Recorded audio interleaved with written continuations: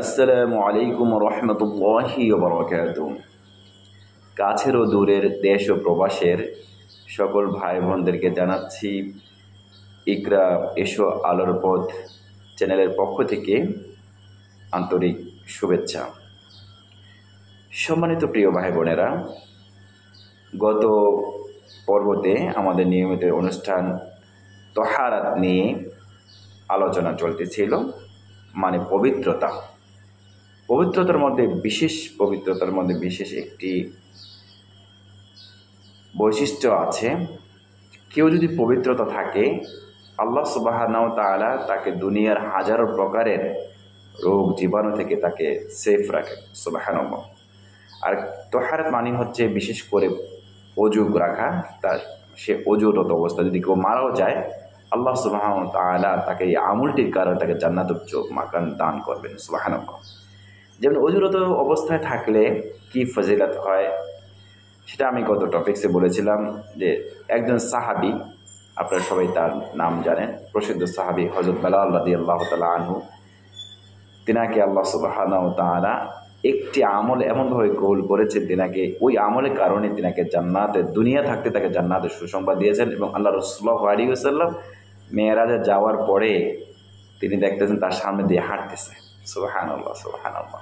হযরত বেলাল রাদিয়াল্লাহু তাআলা আনহু তিনি অজুরত অবস্থায় থাকতেন, এই আমলটি করতেন। তো প্রিয় ভাই বোনেরা, আমরা যদি এই ছোট্ট আমলটি করি, আমরা সবাই যদি অজুরত অবস্থা থাকি, আল্লাহ সুবহানাহু ওয়া তাআলা দুনিয়ার সকল প্রকারের গুনাহ থেকে আমাদের অন্তত পবিত্র রাখবেন এবং হাজারো প্রকারের আপনার বালা মুসিবত থেকে আল্লাহ সুবহানাহু ওয়া তাআলা হেফাজত করবেন। আর এই অজুরত অবস্থাতে কেউ মারা যান, সে অবশ্যই জান্নাতি হয়ে যাবে। সুবহানাল্লাহ।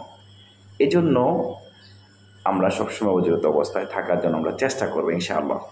প্রিয় ভাই বোনেরা, অজুর মধ্যে বিশেষ করে আমি সুন্নাহ নিয়ে কয়েকটি সুন্নাহ নিয়ে আলোচনা করতেছিলাম। তার মধ্যে একটি সুন্নাহ হলো মেসওয়াক করা। আজকে মেসওয়াক করা ফজিলতটা নিয়ে, এবং মেসওয়াক করলে আমাদের ফিজিক্যাল কি উপকার হবে, এই কথাগুলো আজকের টপিক্সে বলবো ইনশাআল্লাহ। যে প্রথমত, মেসওয়াক করা এবং ব্রাশ করা, অনেকে এটা নিয়ে প্রশ্ন করেন যে আসলে হুজুর মেসওয়াক করা এবং ব্রাশ, আমরা তো ব্রাশ করলেও চলে, তাহলে আর মেসওয়াক করার কথা কেন বলেন এভাবে? হ্যাঁ, অবশ্যই প্রিয় ভাই বোনেরা, আপনারা মেসওয়াক ব্রাশ করবেন, আমি সেটা বিপক্ষে না। তবে ব্রাশ করলে আপনার অবশ্যই উপকার আছে, কিন্তু তার চেয়েও হাজার গুণ বেশি উপকার হচ্ছে যদি আপনি মেসওয়াক করতে পারেন। দুটার পার্থক্যটা আমি আপনাদেরকে একটু ক্লিয়ার করে দিচ্ছি, তাহলে আপনারা আরও ভালোভাবে বুঝতে পারবেন। প্রিয় ভাই বোনেরা, প্রথমে ব্রাশের উপকারিতা বলি, তারপর মেসওয়াকের উপকারিতা আমি একটু বলছি। বেশি টাইম নিব না, আমি আপনাদেরকে জাস্ট কয়েক মিনিটে আপনাদেরকে আমি দুটার পার্থক্যটা বুঝিয়ে দিচ্ছি। তারপর সিদ্ধান্ত আপনি নেবেন, আপনি কি মেসওয়াক করবেন কি করবেন না। মেসওয়াক করার যে সুন্নাহটা, এটাকে আপনার লাইফে জিন্দা করবেন কি করবেন না। এটা মৃত হয়ে গেছে আমাদের সমাজ থেকে, এটাকে আমরা জীবিত করতে চাই। আর কেউ যদি একটি সুন্নাহকে জীবিত করে, সে রাসূলুল্লাহ আলাইহি ওয়াসাল্লামের বন্ধু হয়ে গেলেন। আর বন্ধুকে ছাড়া কখনো জান্নাতে যাবেন না। আর বিশেষ করে আল্লাহ রাসূল সাল্লাল্লাহু আলাইহি ওয়াসাল্লাম যে তিনি বলতেছেন, কেউ আমার একটি সুন্নাহকে যদি মহাব্বত করলো, সে আমাকে মহাব্বত করলো, আর আমি তাকে মহাব্বত করলাম, আর আমি তাকে জান্নাতের নেওয়ার জন্য আমি আল্লাহর কাছে সুপারিশের জন্য আমি তার জিম্মাদার হয়ে যাব। সুবহানাল্লাহ। তো প্রথমে মেসওয়াক এবং ব্রাশের যে কথাটি আমি বলতেছিলাম, ব্রাশ করলে আমাদের কি উপকারিতা হয়।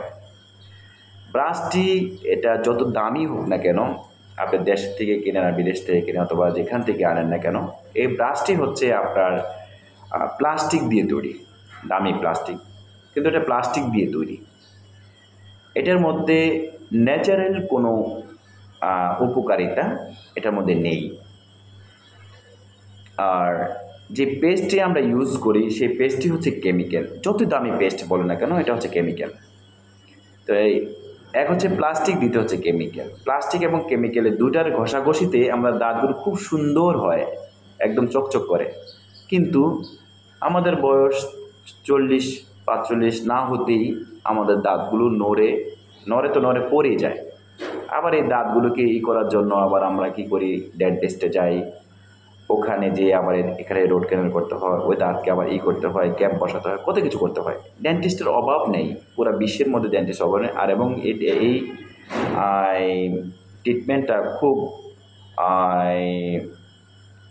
খুবই একটি জটিল, যার প্রবলেম হয় সে নিজে বুঝতে পারে। তো প্রিয় ভাই বোনেরা, দেখা যাচ্ছে যে তৎকালীন অর্থাৎ পূর্বে যদি আমরা একটু পূর্বে যাই, যে আগের মানুষ হায়াত পেত অনেক লং টাইম। যে নূহ আলাইহিস সালাম 950 বছর দিনের দাওয়াতই দিয়েছেন, তার উনি হায়াত কত পেয়েছেন। তো ওনার বয়স দেখা যাচ্ছে যদি 1000 বছরের তার বেশি হয়, কিন্তু তিনি দাঁত কি সব পড়ে গিয়েছিল? তৎকালীন তো এত ডেন্টিস্ট ছিল না, এত দামি দামি পেস্ট ছিল না, এত সুন্দর ব্রাশ ছিল না। তৎকালীন তারা কি করতো, আমরা সেই জিনিসটা আমরা একটু ভালো করে যদি আমরা একটু অ্যানালাইসিস করি, একটু গবেষণা করি, একটু চিন্তা করি, তাহলে আমরা বুঝতে পারবো যে আমাদের দাদা অথবা আমাদের বাপ দাদারা একটু পূর্বপুরুষ যদি আমরা একটু দেখি, তারা কিন্তু বৃদ্ধ হয়ে গেল, কিন্তু তাদের দাঁত কিন্তু মানে ওইরকমভাবে পড়ে না, এত ডেন্টিস্টে যেতে হয় না। তারা ঘুম থেকে উঠে কী করেছেন, ওই গাছের একটি ডাল ভেঙেছেন, ডাল ভেঙে দেন, কেউ জেনেও সুন্নাহ আদায় করছে, কিন্তু আমরা এটা সুন্নাহ নিয়ে তো যদি আমরা করি, তাহলে আমাদের সবের দিক দিয়ে 1000 গুণ আমরা বেশি পেয়ে গেলাম, সুবহানাল্লাহ। আর কেউ যদি এইভাবে করে, তাহলে সে স্বাভাবিকভাবে ফিজিক্যালি সে ফিট থাকবে। তো দেখা যাচ্ছে এই কেমিক্যাল অ্যান্ড ব্রাশ দুটা ঘষাঘষি দাঁতগুলো আমাদের ক্লিন হচ্ছে, কিন্তু আমাদের দাঁতগুলো ভিতর থেকে আস্তে আস্তে দুর্বল হয়ে একসময় পড়ে যাচ্ছে। আর আগের মানুষরা এত বছর, শত বছর হায়াত পাওয়ার পরও তেনাদের দাঁতগুলো তো পড়ে না, পড়া তো দূরের কথা, নরও না ঠিক মতন, একদম ক্ষয় হতে হতে মাড়ির সাথে দেখছি মিশে গিয়েছে অনেকের, আমি দেখেছি। মানে আমার দাদাদের বয়সে তাদের লোকদেরকে দেখেছি, দাঁত একদম মাড়ির সাথে মিশে গিয়েছে, কিন্তু দাঁত এখন স্ট্রং আছে। তা তো এত ব্রাশ করে নাই, তারা করেছেনটা কি, যে দৈনিক 5 বার তিনারা মেসওয়াক করেছেন। প্রিয় ভাই বোনেরা, আমরা একটি সুন্নাহ যদি আমরা মানি, তাহলে দেখুন ফিজিক্যালি আমরা ফিট থাকব, এবং সওয়াবের দিক দিয়ে আল্লাহর পক্ষ থেকে অসংখ্য সওয়াবের মালিক আমি হয়ে যাব, সুবহানাল্লাহ। আর দুনিয়া থেকে যত আমরা সওয়াব নিয়ে যেতে পারি, পরকালীন তত আমি সুখ শান্তি আরামে আয়েশে থাকতে পারবো। দুনিয়াতে যেমন অনেক সম্পদের মালিক হলে সে মনে করে যে আমি অনেক কিছু করতে পারছি, আর সম্পদের পিছনে আমরা ঘুরে বেড়াচ্ছি, কিন্তু পরকালীন এই সম্পদ দিয়ে আমাদের কি হবে, আমরা পরকাল যত আমরা দুনিয়া থেকে ন্যাক নিয়ে যেতে পারি, ওটা হলো আমার আসল সম্পদ, ওটা দিয়ে আমি ওইভাবে বুক বিলাস করতে পারবো। তো যদি একটি সুন্নাহ আমরা মানি, আমি যে সুন্নাহটি কথা নিয়ে সুন্নাহ নিয়ে এতগুলো কথা বলা হলো, যে ব্রাশ আমরা করব, কিন্তু আমরা 2 টাইম করতে পারি, 2 টাইম আমরা করলাম, কিন্তু আমরা তার সাথে সাথে মেসওয়াকটাকে প্রাধান্য দেব, প্রায়োরিটি দেব। আল্লাহ রাসূল সাল্লাল্লাহু আলাইহি ওয়াসাল্লাম তিনি 3টি জিনিসকে বেশি ভালোবাসতেন, তার মধ্যে একটি হচ্ছে মেসওয়াক। তিনি যেখানে যেতেন পকেটে একটি মেসওয়াক থাকতো, কারোর সাথে কথা বলতেন আগে একটু মেসওয়াক করে নিতেন। প্রিয় ভাই বোনেরা, আমরা অনেকেই বলি ইসলাম আসছে তরবারে জোরে, ইসলাম আসছে এই জন্য নাস্তিক মুদ্রাত এইভাবে কথা বলে, কিন্তু আল্লাহ রাসূল সাল্লাল্লাহু আলাইহি ওয়াসাল্লাম তিনি আমাদেরকে আদর্শভাবে শিখিয়েছেন যে তোমরা অন্যের সাথে কথা বলবে, তোমার মুখ থেকে যেন দুর্গন্ধ না এসে সে কষ্ট পায়, সুবহানাল্লাহ। এই জন্য আল্লাহ রাসূল সাল্লাল্লাহু আলাইহি ওয়াসাল্লাম তিনি খুব সচেতন ছিলেন। কোথাও গেলে আগে কী করতেন, পকেটে মেসওয়াকটা বার করে একটু মেসওয়াক করে নিতেন, সুবহানাল্লাহ। একটি যুদ্ধ, শুধু মেসওয়াক দেখি একটি যুদ্ধতে আল্লাহ রাসূল সাল্লাল্লাহু আলাইহি ওয়াসাল্লাম তিনি জয়লাভ করেছেন। বিশাল বড় দীর্ঘদিন যুদ্ধ হচ্ছিল, কিন্তু যুদ্ধতে কোনো ছিল না, সফলতা আসতেছিল না। কিন্তু রাসূলুল্লাহ সাল্লাল্লাহু আলাইহি ওয়াসাল্লাম তিনি বলেন, তোমরা মনে হয় একটি সুন্নাহ মনে হয় ছেড়ে দিয়েছ, তোমরা সবাই মেসওয়াক করা শুরু করে দাও। সমস্ত সাহাবী আজমাইনরা তিনি মেসওয়াক করা শুরু করেন, খেজুর গাছের পাতা দিয়ে ঢাল দিয়ে মেসওয়াক করে। কাফেররা ওটা দেখি যে তারা তো আগামীকাল এসে আমাদেরকে সবাই মনে চিবিয়েই খেয়ে ফেলবে, মেসওয়াক দেখে যে তাদের দাঁত ধারা করতেছে। এটা হলো বাহ্যিকভাবে উপকারিতা, কিন্তু আমাদের ফিট থাকার জন্য অন্তত আমরা যদি অন্তত এই কাজটি করি, দৈনিক আমরা যদি 5 বার মেসওয়াক করি, তাহলে আমাদের দাঁতগুলোকে আল্লাহ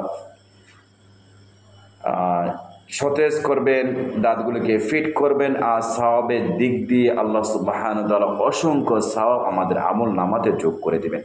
প্রিয় ভাই বোনেরা, আল্লাহ রাসূল সাল্লাল্লাহু আলাইহি সাল্লাম তিনি এক এক সময় এক এক ডাল দিয়ে মেসওয়াক করেন। কখনো নিম গাছের ডাল দিয়ে, কখনো তুত গাছের ডাল দিয়ে, কখনো জায়তুনের ডাল দিয়ে, হ্যাঁ, এক এক সময় এক এক রকমের ডাল দিয়ে তিনি মেসওয়াক করেছেন। কারণ হচ্ছে এক এক গাছের এক এক রকমের উপকারিতা আছে, উপকরণগুলো আছে সেই গাছের ডালের মধ্যে।